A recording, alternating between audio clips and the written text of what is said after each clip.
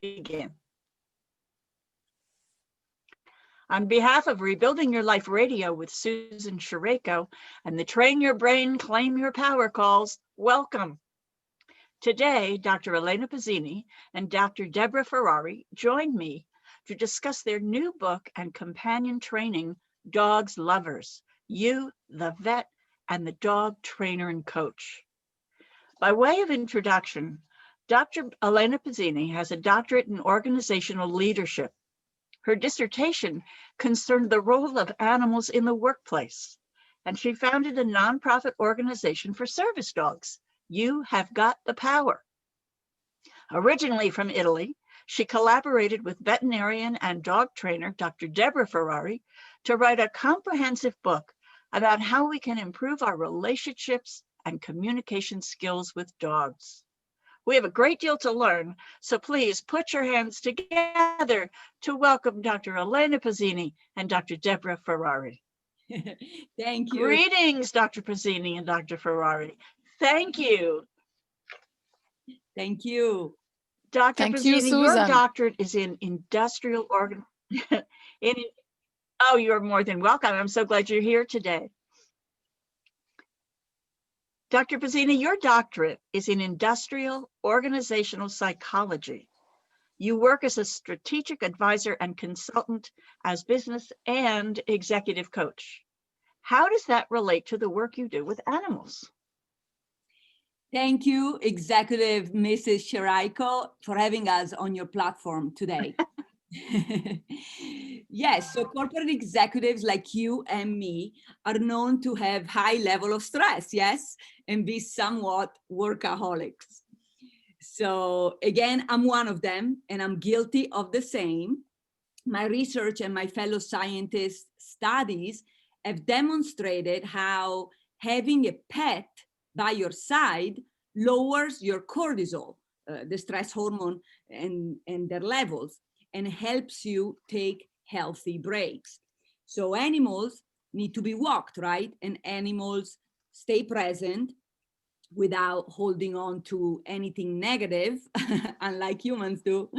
And animals live literally for play, good food, and lots of love, which aren't they some of the most important meanings of life after all?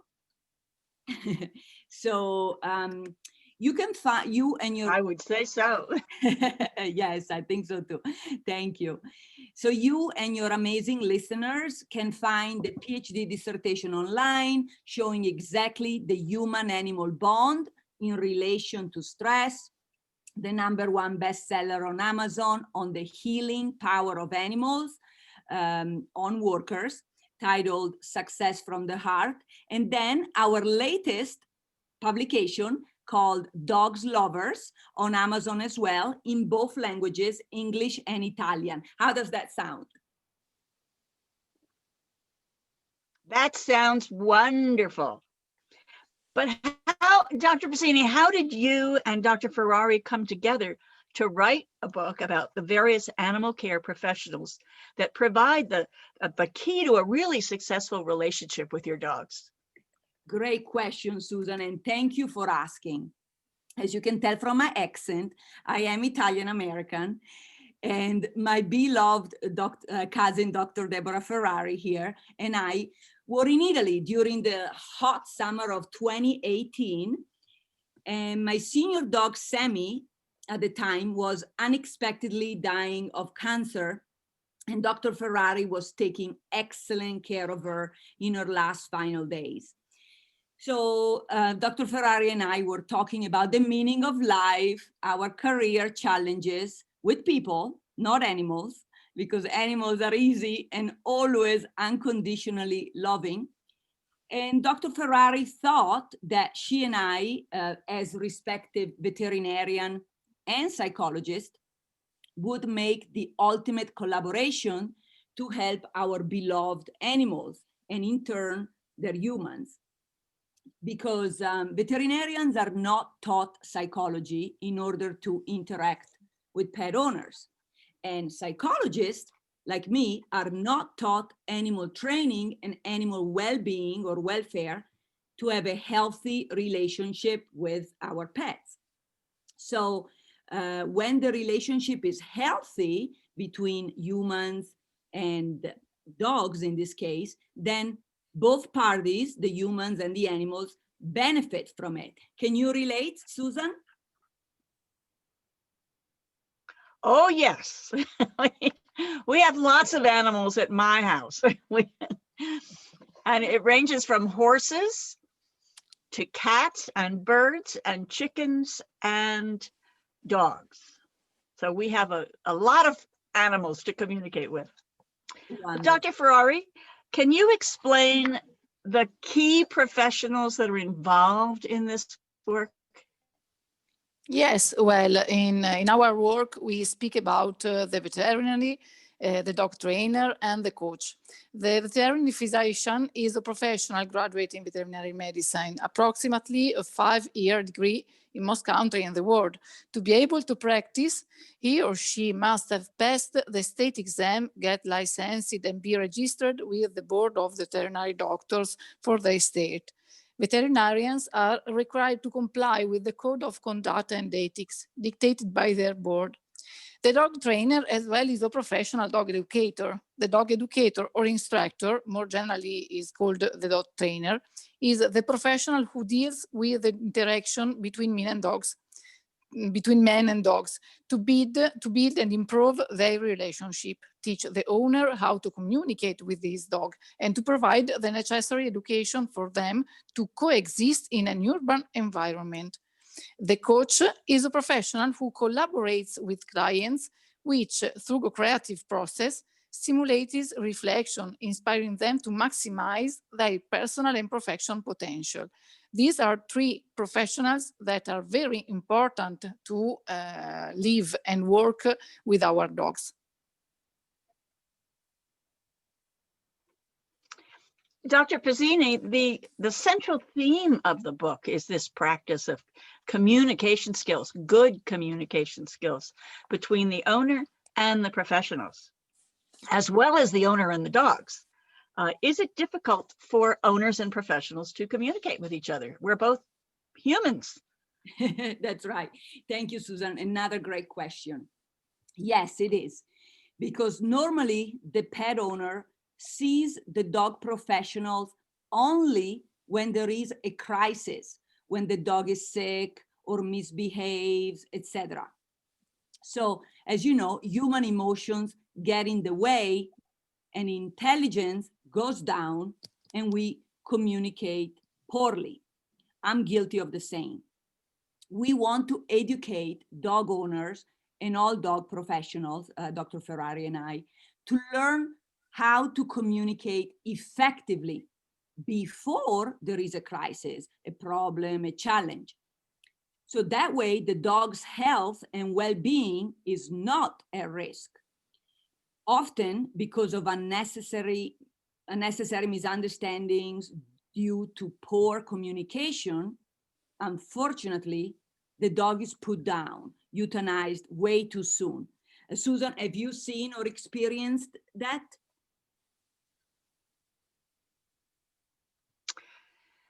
I have seen animals who are, just because they're too difficult to handle, they have been put down. The owner just walks away. Yes. Well, as professionals, what do you want owners to consider as they take on the responsibility of a dog in their home? I mean, it is a dog for everyone. And what are the differences between behavior and personality of different breeds, for example? Is there a lesson to be learned there? Well, when people want to buy or adopt a dog, it's important to keep in mind that he is not a little baby nor a human mate. He is a dog and needs to be loved as a dog just because he has needs and behaviors different from humans. We should honestly think about the time that we'll have to spend with him every day, also when it will rain or snow or freeze. Most dogs are much more physically active than you think. Some kind of dogs could not live well with our lifestyle. So read and search and ask for information about the breed you are interested in to understand if you are choosing the right dog to spend a wonderful life with. What do you think about it? Oh, I agree. I have huge dogs, but I have very good friends who have teacup poodles, and we would step on them. They are so tiny and are underfoot so easily. So I think choosing the right, and we're also in the wild where there are coyotes, and we chose a dog who was too small. They would be easy prey for the big birds. So it's a consideration, a very important one. Well, you make a point in here that I think why you adopt a pet to bring into your home environment. What's involved in that? I mean, what do they need in the environment to be comfortable? Great question, Susan, thank you. So the factors that we need to consider before bringing a dog in our lives that we cover in the book are several. One is home environment, whether there are family members immediately or close by, the lifestyle that we want. Obviously, with this pandemic, we all work from home now. We travel less. What are our expectations of the dog and of ourselves with the dogs? Our beliefs, for instance, my Italian parents believe dogs belong outside, whether, as Dr. Ferrari said, whether it's snowing or it's super sunny. And I personally disagree with them. So also, for instance, I was very ignorant before Dr. Ferrari and I wrote the book. I was very ignorant about the different dog breeds, mixed breeds, their personality, what they're bred for, where geographically they thrive in, right? Different parts of the globe may be better for certain breeds, etc. I wanted a big dog to run with at the beach, to exercise with. I didn't care about a guard dog, although my first dog, Sammy, naturally was. She was even howling as a wolf. And I also needed a dog who got along with other animals, because I had other animals like cats. And I had to factor in time to train the dog in my busy schedule and time to socialize her in urban settings, because I live in big cities. Also, some dogs can get sick, like babies, as Dr. Ferrari was saying, like human babies. And so we have to factor in time to help our dogs recover and heal in case they get sick. We have to factor in time for vet visits, follow up, right? So, and by the way, I'm a huge advocate for pet insurance to save the dog's life, and to keep maintenance and health costs low. Can you relate, Susan? Oh, yes. I have one of the most wonderful stories I ever experienced.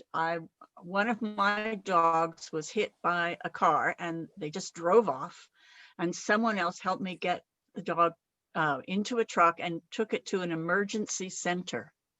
And they weren't going to keep it very long. It was now going to need extensive surgery on his hips, because his thigh bone and his hip bone on the other side were so traumatized. And I found a vet who was so wonderful. He told me, some of the vets I called told me it would cost me $4,500 to take care of the dog. And I didn't have insurance, and I didn't have that kind of money.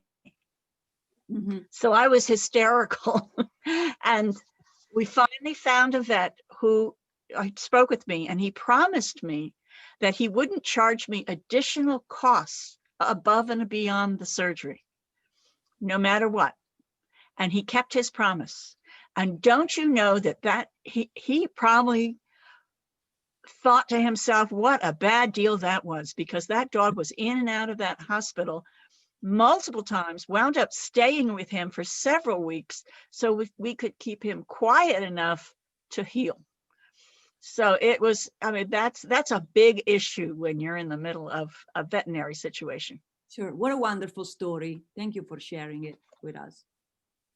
Yeah, I still remember, I remember him. He was a Sikh, and he had this lovely clinic, and I think of him as my veterinarian saint. So the veterinarian is obviously important, but so you've also mentioned the trainer, and how important is it to really have a trainer in addition to a vet? Yes, it is very important. By the fact, over the centuries, dogs changed themselves to live with humans, trusting and following them. So now we can and must make a little effort to learn something about dogs, the way they communicate and learn. Dog trainer teach us how to communicate with our pet and listen to him, how to teach him appropriate behaviors and extinguish misbehaviors. Dog trainer is just like a foreign language teacher that explains all about dogs to live better with each other. Do you see it? Oh, yes, I do. Also, one thing I noticed as I read the book was you discussed a dog's calming language, and I didn't know what that meant. So can you explain what that is and why people have such a hard time understanding it? Oh, well, calming signals are really, really important. The term calming signals is coined by the Norwegian trainer Turid Rugas to describe the signals used by dogs to communicate with each other. These signals are universal, and all the dogs understand them. Every one of them use in a different way, but they also use these signals with humans too, in situations they are naturally uncomfortable with, and try to communicate their discomfort. You could be surprised to find out that lip licking, sniffing the ground, freezing, yawning, and smiling are some of the calming signals often used by dogs. If we know and notice these signals, we can respond to them accordingly, preventing possible aggressive reaction and making dog trust on us. Is it surprising? So it is surprising. I think what you're saying is that as people, we misread those signals. We think they're sweet, or we think they're, tail wagging is always a good thing, or that, and then we miss the danger side of that, which is they're trying to warn us, stay away. Mm-hmm. I didn't realize that. And I now watch for it because I have two big dogs. One is much larger than the other, and they are very jealous of my husband, meaning they both want his attention. And when they come in the house at the same time together, they may become aggressive. And the smaller one will sort of cower and get down and freeze, afraid to move. And if I come in trying to push them in, let's go in the house, guys, come on, they may start to snarl at each other. So I have to be very careful to watch for that signal. Oh, yes. Do the dogs understand our verbal? Yeah. Do they understand our verbal and our nonverbal language? Well, dogs are not able to understand the meaning of our words and speeches, but can really learn to associate a word or sound to an object or behavior. Dogs are also able to distinguish the intonation of human language, which means that the same word, for example, the call come, will have a completely different effect if verbalized in a playful and friendly tone or in anger. They are also keen observers and read and respond to our non-verbal language according to their way. So if we know how to move and what is to be avoided, we can avoid misunderstanding and improve the relationship with our dog. It's very wonderful if you think it.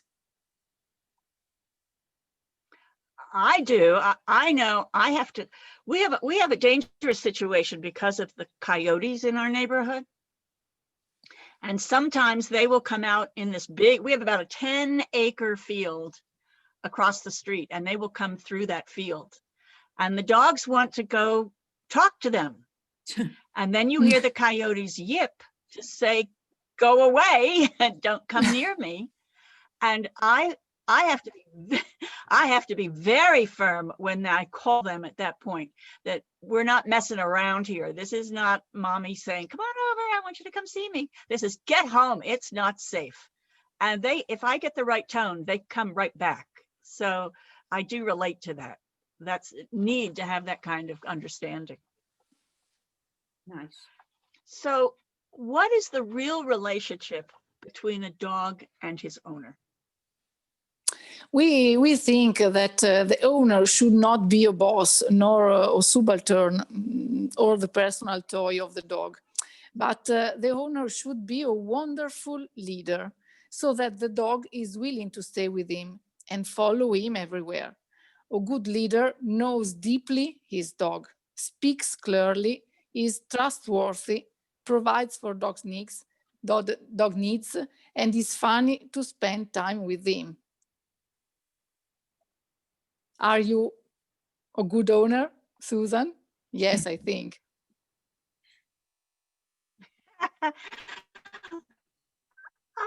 I hope so. Sometimes Peter is the better dog owner. We have a shepherd, and the German shepherd likes to. I have to be firm with him because he's such a big dog. Peter doesn't have to do that so much. He's a much bigger person, and the dog just is good with him. So, but I can relate to how they have fun together. They go everywhere together. He never is out of earshot or visual sighting of my husband. He may not be visible to my husband, but he knows what Peter is doing. So it's a very special bond that they have. Great. Now, you also mentioned the coach being important here in the list of professionals. And I had never really thought about that. A dog trainer, a veterinarian, yes, but a coach. How does a coach benefit this dog-human relationship? Great question. Thank you, Susan. And thank you for allowing us to explain it. So I am a certified life and business coach.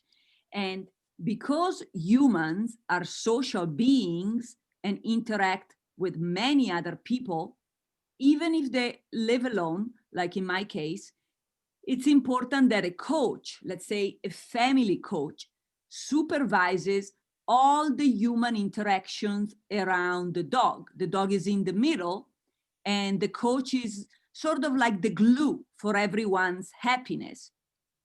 It's important that everyone, every person around the dog, we call them dog lovers, it's important that every party, every person is aligned with the same vision of life, the same vision of lifestyle together, aligned with the purpose for adopting a dog, aligned with the same habits, such as when to feed, how to feed, traveling together or not. And Dr. Ferrari and I, we are family and we love each other. And even she and I, we don't live together, obviously, we live in different continents.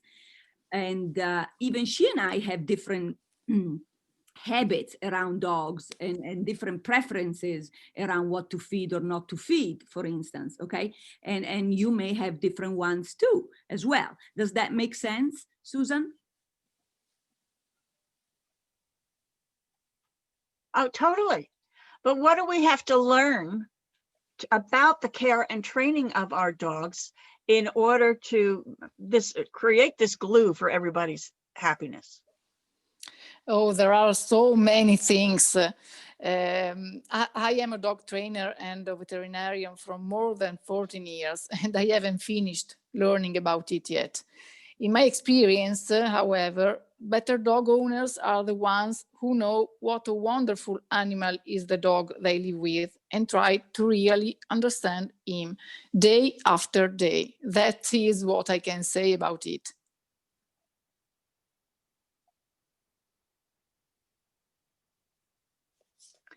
And where do we learn that? By going to the dog training classes with our dogs, or any other, just reading a lot about things? Yes, read and try to know every day some new thing about the dog and what they need and how they need to live. And so every time we learn something more, we can have the possibility to make them live better. Well, you cover so much more about proper care and feeding of our dogs, nutrition, exercise, insurance. But if you have one message you want our audience and your readers to take away, what would it be? Well, that is a very wonderful question. The real message I'd like that everyone keeping in mind is that dogs belong to a different animal species than human. So the good owner knows he doesn't know, Socrates quotes. So ask for the help of dog professionals, veterinarian, dog trainer, coach, to learn everything can help your dog to live a happy and healthy life with you every single day. That's awesome. Well, thank you so much for spending time here today, Dr. Pezzini and Dr. Ferrari. Let's remind our listeners we've been talking about your book, Dogs Lovers, You, the Vet, and the Dog Trainer Coach. Where can people find it? Great.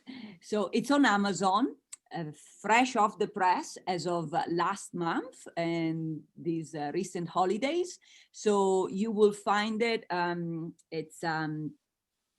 Just search for Dogs Lovers, plural, Dogs Lovers, and Dr. Ferrari, like the car, and that's easier to spell, and you'll pop up, because Dogs Lovers is a popular name. There are toys also called Dogs Lovers, but the book, and there may be other books, but this is the only one by Dr. Ferrari and myself.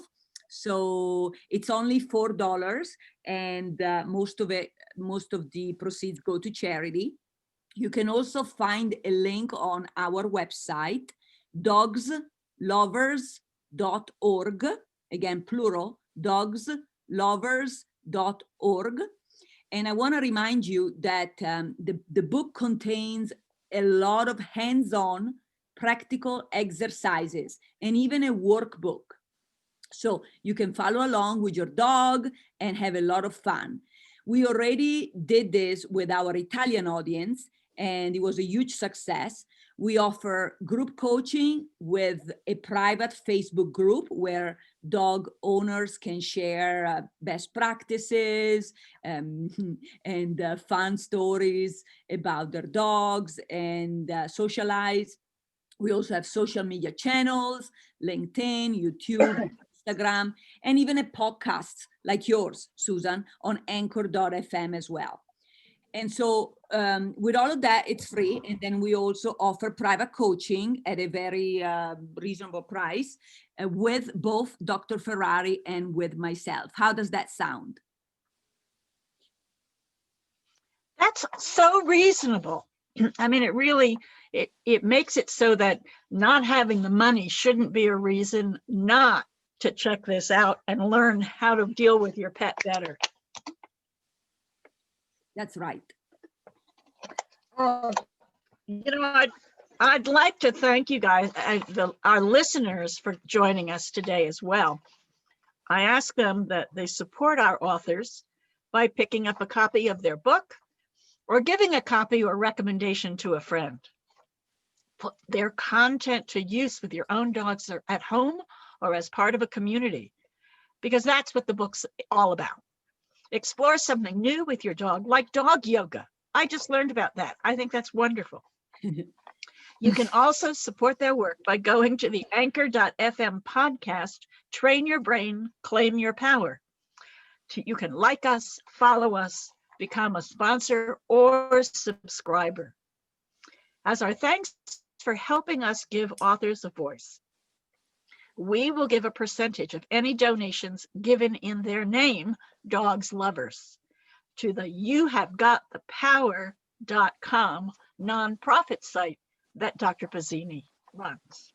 So thank you again for being with us, Dr. Pezzini, Dr. Ferrari.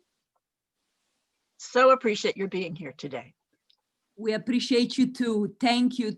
And so for Once again, Thank you very much for inviting us. and take advantage of a free consultation. once again, sounds like a great idea. Once again, it's time to go, everyone. Bye for now and have a great day. Thank you. Have a great day. Thank you.